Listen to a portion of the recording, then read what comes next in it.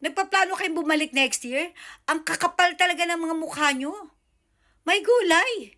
Anyway, ano naman yan pera-pera lang naman talaga yan. Alam naman nating lahat na hindi serbisyo publiko o serbisyo para sa bayan ang hinahangad nyo kaya gusto nyo bumalik sa pwesto.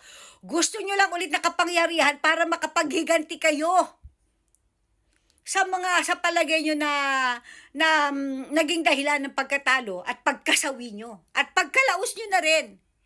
Kilala namin ang dilawan.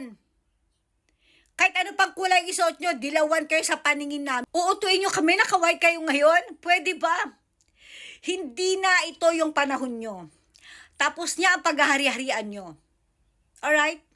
Kahit ano isuot nyo, dilawan kayo, bobo.